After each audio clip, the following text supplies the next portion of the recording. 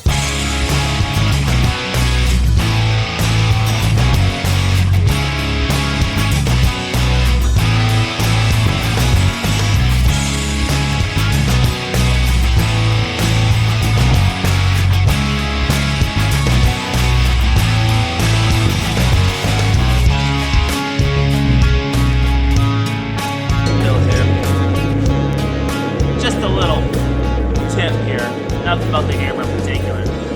If you want to prevent that curve from happening, you can do one of two things. when you're forging in the bevels. That is one. The curve happens is because the hammer and the billet itself are not at the correct angle.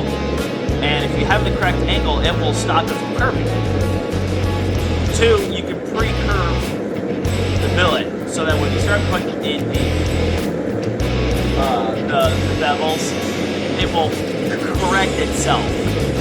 So another way to do this is what I'm going to have to do now, which is just kind of tap on the edge to straighten it out. So, which I really didn't want to do.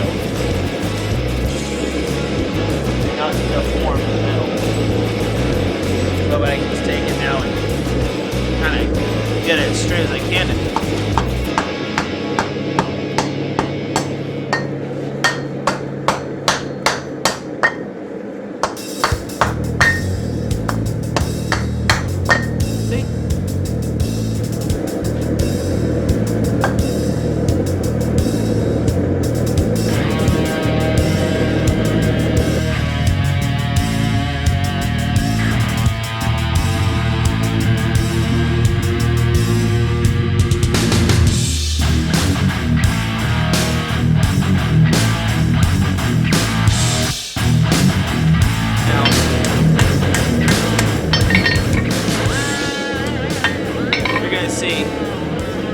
I got that edge pretty small. I'm not going to go any thinner because I'm going to use the rest to grind it. I'm just going to go ahead and start working on that handle now a little bit here. So the originally it was supposed to be just a flat billet, but it's going to sound crazy. But sometimes when you're working on something, it's like the metal talks to you and tells you what it wants to be. And this one to be a knife.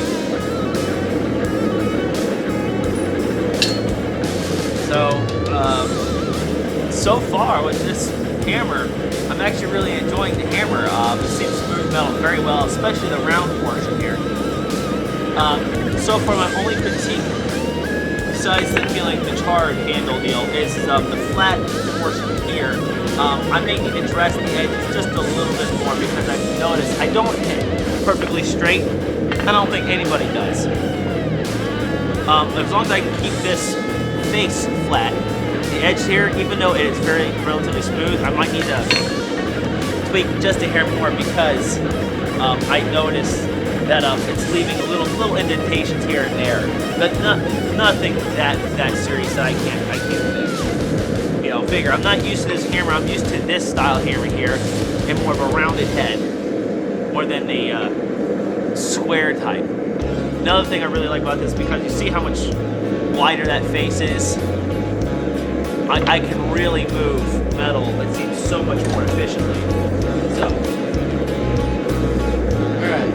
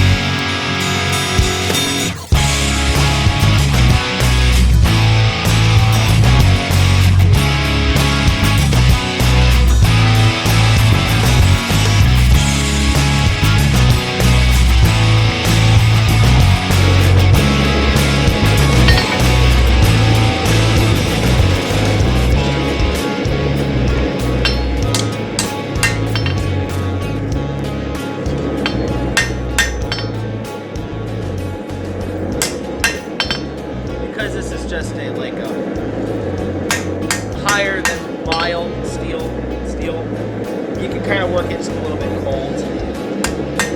Alright, so all I'm really gonna do to it right now. Jeez. Alright, so I think I will harden that real quick, just so I don't have to do it later, because my forge is acting up in case you didn't see me mess around with it. To forge that, because it's just it's the HC higher carbon railroad spikes. They're not going to get super hard. They're not going to hold a great edge. But to harden them, there's no tempering involved. So you just get them red hot, as hot as you can, pretty much. Dunk them in water. And from there, I'll go ahead and start messing with it. You know, putting a handle and stuff, all that on there.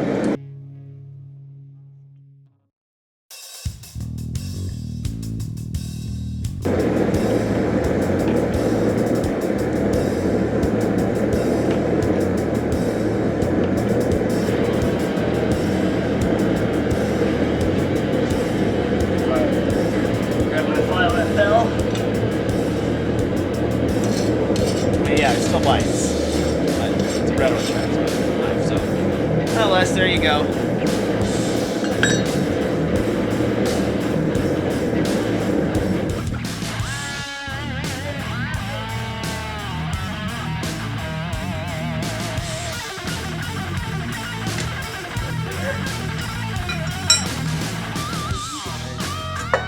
2 cents. Okay, so overall, what's my take on this hammer? I like it. I actually do. It's enjoyable to forge with, and I'm not just saying that because, you know, I've got to meet John and all this stuff. I'm not saying that at all. I'm strictly critiquing the hammer itself here.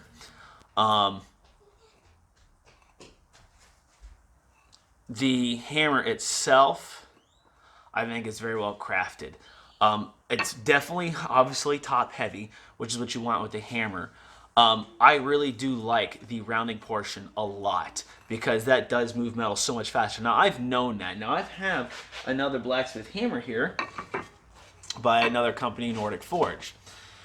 And I did not like this hammer. In fact, you guys probably noticed I never used this hammer. Every time I would hit with the rounding portion, it would just leave deep groove marks. And even after I went and tried to dress the face here a little bit, it just wasn't as good in my opinion. On the flat portion as well, the flat side as well, I didn't like it. It was leaving very deep cuts into the metal. But this is probably more definitely of a fine work. It's not as heavy as this, which it can really move a lot of metal, because this is a 3-pound hammer I bought. But overall, I really do like it. I think the rounding portion is probably by far one of the better rounding hammers I've got to try and use. Like I said, I had to coat the handle with a tung oil just because I didn't like the feel of the char. Personally, me, I don't like the char feeling that doesn't, you know.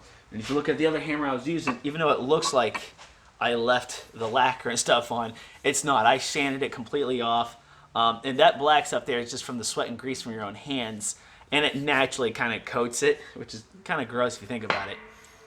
But shape of the handle wise, I think it's very comfortable. It's easy to use, allows me to index very easily because it's a properly made handle. The flat portion here, like I said, the little critique I have about the flat side is just there seems to be a little bit of an edge still here, just a little bit, which probably can be easily removed, but I don't want to do too much of it just because this here is very flat, and I like that. It makes it nice and easy to use it like a flatter, which is something I really like.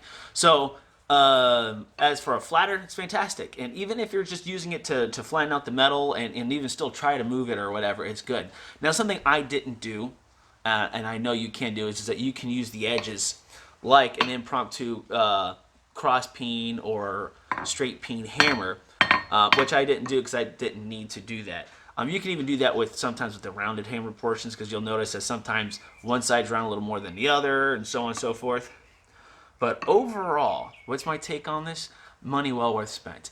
I did spend about 125 bucks on this hammer, or $135 on this hammer, which, just so you guys know, I would never in my life thought I would spend that much money on a hammer, considering that this hammer here has done me just fine for years, and it cost me about 10 bucks. But the quality and the craftsmanship goes a long way with this, because this is designed for blacksmithing. And the great thing about this is that it comes, in my opinion, 90% complete. If you're happy with how everything's done, then it's 100% complete. Like I said, for me, I had to put a little bit of oil on the handle here. And the flat side here, I may need to adjust a couple little parts on it, but otherwise, I probably will just leave that alone, because it's not that bad. If any of the deep markings that are on here, so if I were to look at this that I made here, and I used a flatter on the handle portion here, I am seeing no deep hammer marks on it, so it did fine. So it's a great hammer. So with that, do I recommend this? Yeah, I would. Now, would I recommend it if you're a beginner, a new person, or just starting out? No, I won't. And that's just because if you're just starting out and you're new, don't put your money into something expensive like this. I'm just gonna be honest with you guys, okay? And I'm sorry, John, but don't put your money into an expensive hammer like this. Just go to Harbor Freight or something and get yourself something like this to start with, okay? These are not the world's greatest hammers, okay? They're very good hammers, though. This is definitely for somebody who's got a little bit more experience. It's definitely a heavier hammer. It's even though it's 3 pounds, it feels a little heavier than this 3 pounds. But I think he even admits that it's like 3 and some change, but still, whatever. I don't recommend this for a beginner, just because this is very flat, and this has got the rounding side, and it becomes a pain in the butt to work with. Learn how to use something like this, where the face is actually a little softer than this face. And I had a hammer at one point, which, let's see if I could find it, which I haven't used this one in a long time, where the face is actually, and it's hard to see on this one, it's actually worn down a little bit because of when I was first learning how to forge. I was hitting more here towards the backside than I was the whole face of the hammer. This one here is pretty much pretty flat. You're not seeing any rounding or into whatever you want to call it, wear on one side or something like that. And that's just because over years, with practice you get better. Better to ruin and mess up one of those hammers than do that to one of these hammers, which is a good quality hammer. So if you're just starting out, don't waste your money on something like this just yet. When you get better and you find out you really enjoy this hobby, I really recommend Old Hickory Forges or John Norwood's hammers. They're comfortable, they're fun to use in my opinion. They move metal nice and easily. I mean, it leaves very little hammer marks when I was hammering with it. So, overall, great hammer. So with that, thanks for watching, guys. If you're interested in getting one of these hammers or any of his other stuff, check out my description. Check out the description. I have a link in there. Check him out. It's John Norwood with Old Hickory Forge. It's on Facebook, YouTube, Instagram. His Etsy store, Old Hickory Forge, one word. And then you'll find his shop with so many things. This is where I got this hammer at. As well, he actually gave me a nice little pendant too. So, but with that, guys, thank you for watching. I'll see you later.